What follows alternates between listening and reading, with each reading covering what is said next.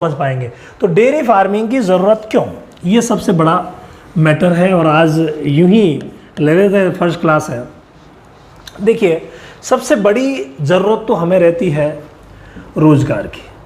भाई युवा लोग नौकरी के पीछे भागते हैं, नौकरियां नहीं मिलती, और नौकरी सबके लिए है भी नहीं। कहाँ से मिलेगी? इतने लोग, सबको नौकरी मिल नहीं सकती। तो अगर हम रोजगार की दृष्टि से देखें ना, तो ये बहुत अच्छा रोजगार का माध्यम है। रोजगार का माध्यम जो है ये बहुत ही अच्छा है। डेयरी फार्मिंग रोजगार का अच्छा माध्यम है। पहला टॉपिक आप यही लिख लीजिए, रोजगार का अच्छा माध्यम है। ये रोजगार जो है वो ऐसा रोजगार है जो हर कोई कर सकता है। कोई क्वालिफिकेशन की ज़रूरत नहीं है, सिर्फ बस आपको नॉलेज की ज़रूरत है। जो नॉलेज आधी अधूरी तो इधर उधर से मिल ही जाती है, और अगर पूरी करना चाहते हैं तो कोई भी आप ट्रेनिंग प्रोग्राम ऑर्गेनाइज करके और पूरी कर सकते हैं। ट्रेनिंग्स होती है, कहीं पर 3 दिन की ट्रेनिंग होती है, कहीं 5 दिन की डेयरी फार्मिंग की ट्रेनिंग होती है, कहीं 7 दिन की देते हैं, सर्टिफिकेट और देते हैं। हमारी ट्रेनिंग में आपको सर्टिफिकेट नहीं मिलेगा, ओनली नॉलेज, ओनली नॉलेज। लेकिन अब वहाँ सर्टिफिकेट तो आपने ले लिया, 5 या 7 दिन में आप क्या सीखोगे यार, ये बताइए। उसमें 2-4 घंटे की क्लास मान लीजिए हो गई, तो क्या सीखोगे? आप नहीं सीख पाओगे। अगर 100% सीखना है तो ऐसा कोई प्लेटफॉर्म हो जब शाम के समय फ्री वक्त निकालें और अच्छी तरीके से सारी चीज़ें सीखें, और वो आपको यहाँ मिल गया है। और आप लोग बधाई के पात्र हैं जो इस ट्रेनिंग प्रोग्राम में आ गए हैं।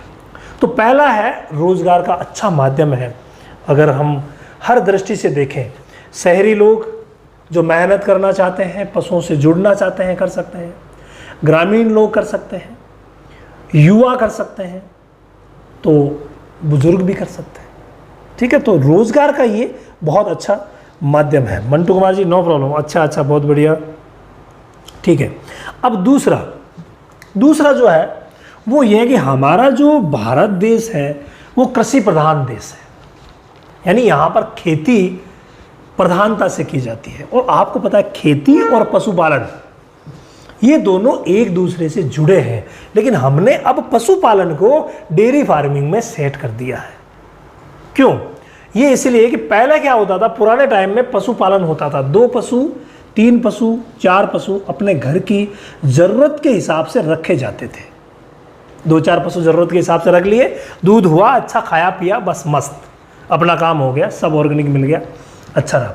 लेकिन धीरे धीरे क्या हुआ, शिक्षा का स्तर जो ही ऊंचा होता गया, गांव में देख लीजिए, शहरों में देख लीजिए, 2-3 ग्रुप बनते गए। एक ग्रुप ऐसा बना जिसमें हस्बैंड नौकरी कर रहा है, अच्छी नौकरी है, तो अब उसकी वाइफ सोचेगी कि अब अच्छी नौकरी है तो मैं क्यों गाय पालूं, क्यों मेहनत करूं? वो नहीं करेगी। नतीजा, उस घर से पशु रखना बंद हो गए।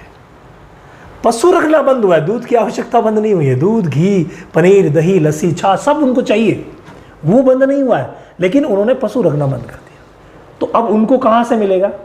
होगी बात कट। दूसरी, कई ऐसे घर हैं जहाँ पर जमींदार जैसे टाइप के मान लीजिए, या हाई फाई मान लीजिए, करोड़पति मान लीजिए, वो क्यों करेंगे भाई? वो तो बिल्कुल भी नहीं करेंगे। उनके पास इतने पैसे हैं कि वो बिजनेस कर रहे हैं, इतना कमा रहे हैं, तो वो दूध कहीं से भी ले आएंगे। ये हुई बात। तीसरी बात, जहां हस्बैंड वाइफ दोनों नौकरी करते हैं वहां तो प्रश्न ही पैदा नहीं होता। तो जब से नौकरी में जो लोग जाने लगे हैं, उन्होंने पशुपालन को छोड़ दिया, और तो उनके घर की जरूरत कैसे दूर होगी? अब आप अपने परिवेश में देख लीजिए, सिटी में देख लीजिए, गांव में देख लीजिए, कितने लोग हैं जिनके घर पे पशु रखते हैं? कम हो गए हैं, और अब धीरे धीरे और भी कम हो रहे हैं। अब पहले तो सरकारी नौकरी वालों ने ये किया था, लेकिन अब जो प्राइवेट वाले हैं, जो प्राइवेट अच्छा कमाता है वो भी नहीं करेगा, ना ही खेती नहीं, ये पशुपालन नहीं करना है, तो उन्होंने भी धीरे धीरे कम कर दिया है। जिनके पास 50-50 एकड़ तक ज़मीन है, वो लोग भी अब हट रहे हैं, क्योंकि वो प्रोफेशन ही उन्होंने अलग चूज़ कर लिया। तो अब उनके घर पे भाई परिवार तो बढ़ ही रहा है, उनकी भी पुश्तें चल रही है, तो उनको दूध कहाँ से मिलेगा? उनको दूध मिलेगा जो गांव में पशुपालन कर रहे हैं उनसे। अब जो कर रहे हैं उनसे मिलेगा, इसका मतलब जो कर रहे हैं उन्हें अब पशुपालन को डेयरी फार्मिंग का रूप देना पड़ेगा, और वो उनके लिए एज ए बिजनेस काम करेगा। यानी कि डेयरी को, पशुपालन को अब हम जब एज ए बिजनेस यूज करेंगे तो डेयरी फार्मिंग कह देंगे। ठीक है, तो यहां पर दूसरा कारण ये भी है, और वो है खेती। दोनों तरफ तीर का निशान लगा देते हैं, है ना, अच्छा रहेगा। खेती और इधर है डेयरी फार्मिंग। खेती और डेयरी फार्मिंग ये दोनों एक दूसरे के पूरक हैं। तो पहले तो आप अपने आप दिमाग में यही सोच लीजिए, क्या आपके पास खेती है? खेती मतलब ज़मीन, जहाँ पर खेत, जहाँ पर फसलें उगाई जाती है, वो है। और डेयरी फार्मिंग अगर ये है तब तो ये बहुत आसान हो जाएगी, बहुत ही आसान हो जाएगी, ये आप मान के चले, क्योंकि ये महती आवश्यकता है। क्यों है? देखिए, खेती से जितने भी हमें पशुओं के लिए चीज़ें चाहिए वो सब मिल जाएगी। दाना मिल जाएगा, हरा चारा मिल जाएगा, सूखा चारा मिल जाएगा, घूमने के लिए जगह मिल जाएगी। जय हिंद, सारा काम कंप्लीट हो जाएगा। ये आप सभी को जानते हैं, सभी जानते हैं। यानी यहाँ पर ये जो निशान लगा है, ये लगा है कि खेती से डेयरी के लिए क्या मिलेगा? चारा मिलेगा और अनाज मिलेगा और खुली जगह मिलेगी। ये चीज़ें यहाँ मिल जाएगी। अब यहाँ डेयरी फार्मिंग से खेती को क्या मिलेगा? डेयरी फार्मिंग से खेती को मिलेगा ऑर्गेनिक रूप। जी हाँ, खाद मिलेगी। तो तरह तरह की जो खादें हैं वो जो है वो इसमें आपको मिलेगी। तो भाई खाद मिलेगी तो ये अच्छा ही रहेगा ना। तो यहाँ पर यह है कि डेयरी फार्मिंग से इनको क्या मिलेगा? तो डेयरी फार्मिंग से इनको मिलेगा गोबर, खाद। ठीक है, तो यहाँ पर इसकी गुणवत्ता बढ़ेगी, और इसकी गुणवत्ता बढ़ेगी तो ये और अनाज अच्छा उपज देगी। अच्छा उपज देगी तो ये अल्टरनेट है। इसी वजह से भाई डेयरी फार्मिंग की ज़रूरत है। तो आपके पास अगर खेत है तब तो आपको चूकना ही नहीं है, डेयरी फार्मिंग 100% करना है। क्यों? क्योंकि मैंने कारण बता ही दिया है कि लोग जो है वो रोजगार के लिए तो करना ही है। दूसरा, लोग जो है वो उन्होंने पशुपालन छोड़ दिया है। जो 1-2 पशु रखते थे वो अब कम हो गए। तो इसको भी एक रीज़न रख लीजिए। तीसरा ये भी रख देते हैं, नौकरी पैसा। दोनों वर्ड जोड़ता हूं, एक अलग ही वर्ड लिखता हूं, नौकरी पेशा वर्ग। ये वर्ग कौन सा है? नौकरी पेशा वर्ग ने पशु रखने बंद कर दिए। तो ये भी लिख देते हैं यार, नौकरी पेशा वर्ग ने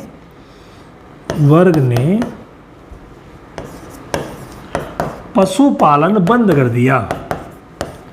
ये एक बहुत बड़ा रीज़न है डेयरी स्टार्ट होने का। ठीक है, ये तो है ही, और ये भी रीज़न है। क्यों है? क्या? Very good. ऑफलाइन वाले भी बोल सकते हैं हाँ सर है, बिल्कुल। ये एक बात और अच्छी निकल करके आई है कि इस व्यवसाय में हमारे अंकित अवस्थी जी भी जुड़े हैं। क्या कह रहे हैं? चलिए अंकित जी, थोड़ी देर बाद मैं आपका कमेंट पढ़ता हूँ।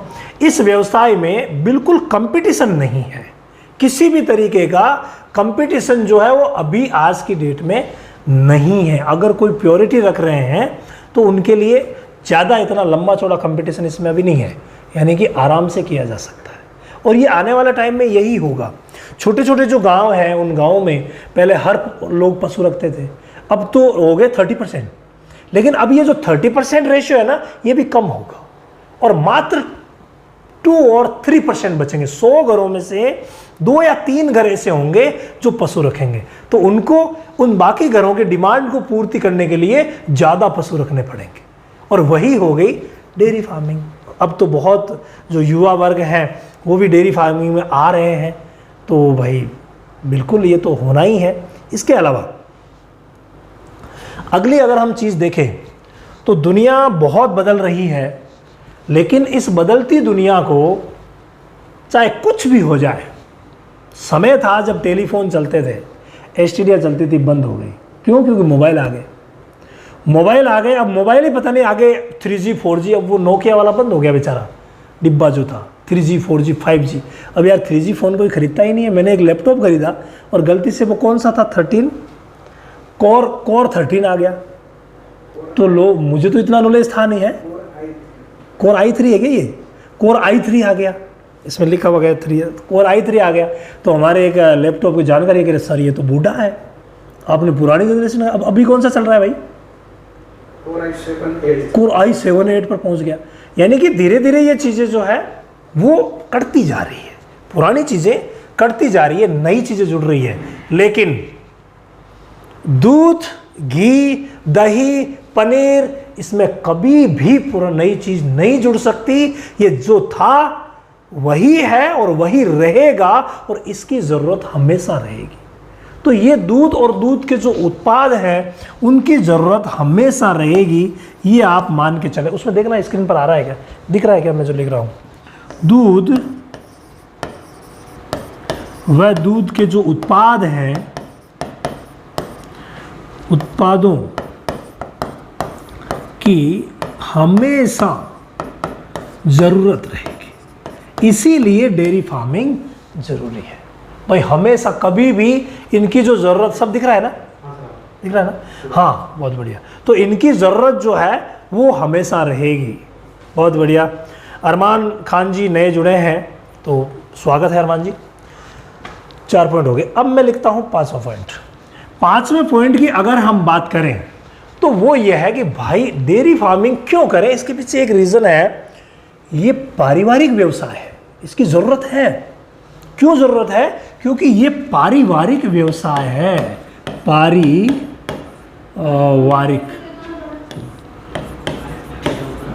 व्यवसाय है। आईफोन अडेप्टर यहाँ कौन लेके आया था? हाँ, ये रहा लो। ये पारिवारिक व्यवसाय है, यानी इसमें एक आदमी परिवार का कोई नौकरी कर रहा है, कोई दिक्कत नहीं है। पीछे के जो लोग हैं ना वो कर लेंगे। या जैसे आप डेयरी फार्मिंग कर रहे हैं, कभी आपको काम हो गया, कहीं चले गए, कोई दिक्कत नहीं है, क्योंकि पारिवारिक व्यवसाय हो जाता है जहाँ पर एक आदमी की नौकरी नहीं, पूरे आदमियों की ही नौकरी लग जाती है। बच्चे भी काम करेंगे, जो भी फ्री है वो काम करेंगे। ये एक ऐसा व्यवसाय है जिसमें जो भी घर का बंधु फ्री है वो काम करने लग जाएगा, इसीलिए पूरे परिवार को रोजगार मिल जाता है। ऐसा है जैसे हस्बैंड, मान लीजिए कहीं कोई बिजनेस करे, कोई दुकान करे, तो अकेला आदमी दुकान पे चला गया तो पीछे जितने भी हैं वो कोई काम नहीं है। जबकि यहाँ पर ये पारिवारिक बिजनेस है, महिलाएं भी करेंगी, पुरुष भी करेंगे, सब मिल करके करेंगे। तो पारिवारिक व्यवसाय इससे अच्छा हो ही नहीं सकता। तो परिवार में भी जितने भी लोग हैं वो इसमें इन्वॉल्व हो सकता है, ये है। अब एक बात और अगली है, और वो है मार्केटिंग की कोई कमी नहीं है। ये भी लिख लो आप, इंग्लिश में लिख रहा हूँ, थोड़ा सा दुविधा के लिए खेद है। मार्केटिंग की कमी नहीं है।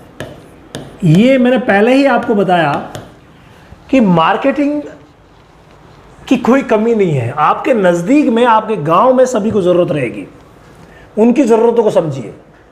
क्यों यार बाहर से थैली वाले दूध आकर के बेच रहे हैं? क्योंकि गांव वालों में, शहर वालों में जो लोकल है उनमें दम नहीं है, दूध की क्वालिटी देने का दम नहीं है। इस वजह से तो मार्केटिंग, आपके पड़ोसी को भी दूध की ज़रूरत पड़ेगी, उससे आगे वालों को भी दूध की ज़रूरत पड़ेगी। तो ऐसा नहीं है कि इसकी मार्केटिंग की कमी है, कोई कमी नहीं है, हमेशा ये चलती रहेगी। क्योंकि मैंने पहला रीज़न आपको बता दिया था कि लोग अब पशुपालन कम कर रहे हैं और इसीलिए व्यावसायिक दृष्टि से पशुपालन करना ज़रूरी हो गया है और ये महती आवश्यकता है। तो मार्केटिंग की कोई कमी नहीं है। शुरुआत जिसकी भी हुई है जीरो से हुई है, कोई भी ले लो, जीरो से हुई। तो आप भी जीरो से शुरुआत कर रहे हैं। तो जो जीरो से शुरुआत कर रहे हैं, इसका मतलब आप अपने पड़ोसियों को दूध देंगे, उससे आगे दूध देंगे, उससे आगे दूध देंगे, उसके बाद धीरे धीरे करके ये व्यवसाय आगे बढ़ता जाएगा। तो मार्केटिंग में नो डाउट किसी भी तरीके की कोई कमी नहीं है। मेरी नज़र कमेंट पे है, आप जो भी आपके दिमाग में आता है ना, खटाक से लिखते रहिए, बहुत अच्छी है, बहुत अच्छा। जैसे अभी लिखा है हमारे रंजन कुमार जी ने, तो ऐसे आप कंटिन्यूसली लिखते रहें।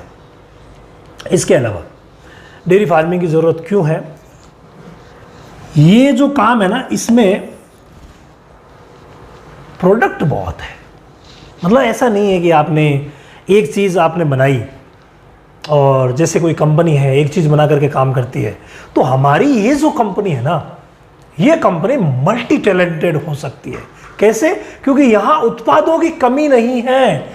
आप जितना दिमाग लगाओगे ना, उत्पादों की कमी नहीं है।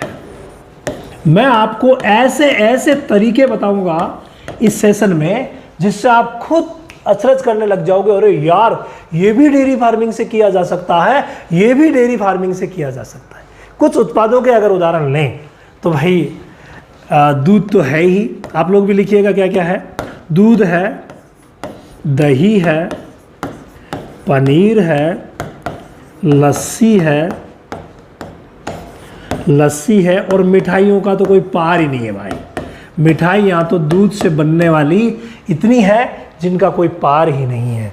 इसके अलावा गोबर से भी हम बहुत सारे काम कर लेंगे, जैसे धूप बत्ती वगैरह बनाना है, और आजकल जो है वो ये जो पाउडर वगैरह कई प्रकार के बनाए जाते हैं बर्तन धोने में काम, ये सब चीज़ें मैं आपको सिखाऊंगा। यानी कि उत्पादों की कोई कमी नहीं है, जितना आप आगे ले जाना चाहोगे ना उतना आगे पहुंच जाएगा। फिर दूध में भी आप फ्लेवर ऐड कर दीजिए, दही में फ्लेवर, इधर लस्सी में फ्लेवर, मतलब इस तरीके से किया जा सकता है जिसकी कोई कमी ही नहीं है।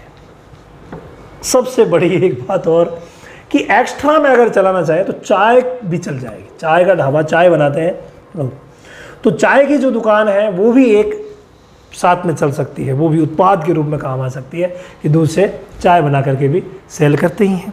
तो ये चीज़ें हैं जो बहुत ज़्यादा इसको करती है प्रमोट कि भाई आप डेयरी फार्मिंग कीजिए। इसके अलावा एक चीज़ और भी है, और वो चीज़ है स्वदेशी अपनाओ। मतलब ये अपने देश को चुनो, देश की मिट्टी से जुड़ना, ये आजकल बहुत ज़्यादा फिलोसफी चल रही है। लोग विदेशों में जो काम करते थे वो सोच रहे हैं कि यार नहीं, मैं अपने देश में काम करूँगा। तो अगर आप अपनी मिट्टी से जुड़ाव चाहते हैं तो उसका भी एक रीज़न ज़रूर हो सकता है ये कि आप अपने देश घर से जुड़ाव रखना चाहें। तो कुछ लोग ऐसे भी हैं जो अपने देश से, अपने घर से अपनी ज़मीन से जुड़ाव, ये भी एक रीज़न है जो इसके अंतर्गत आता है। यानी कि हम मिट्टी से जुड़े हुए रहेंगे तो ये भी अच्छा है मैटर। इसके अलावा जब बात और भी बड़ा बनने की आती है, एक स्टेज ऐसी आ सकती है आपके साथ कि जब आप अपने आप को महसूस करें कि यार मैं अब इतना इस लायक हो गया हूँ कि अपने डेयरी पे आदमी रखूँगा, वर्कर रखूँगा, तो वो काम भी किसी समाज सेवा से कम नहीं है। यानी जब आप वर्कर रखेंगे तो इसका मतलब आप दूसरे आदमियों को रोज़गार भी दे सकते हैं। ये भी एक डेयरी फार्मिंग की मतलब हो सकता है। डेयरी फार्मिंग क्यों करें, उसके अंतर्गत ये भी पॉइंट लिख लीजिए कि अन्य लोगों को रोज़गार भी मिलेगा। अन्य ज़रूरतमंदों को लिखता हूँ, सही रहेगा, क्योंकि यहाँ अगर आप किसी ज़रूरतमंद को रखेंगे ना, जिसको वाकई काम की ज़रूरत हो, वो बड़ा ही मेहनत से काम करेंगे और उन्हीं लोगों की हमें ज़रूरत रहेगी। एक प्रश्न आया है, उसको भी लेंगे हम जल्दी ही। सोहेल जी कह रहे हैं अन्य ज़रूरतमंदों को नौकरी देना। अन्य ज़रूरतमंदों को नौकरी देना, यानी धीरे धीरे आप इस लायक भी हो सकते हैं कि जो अन्य ज़रूरतमंद है उनको आप नौकरी दे सकें। तो ये कुछ ऐसे है पॉइंट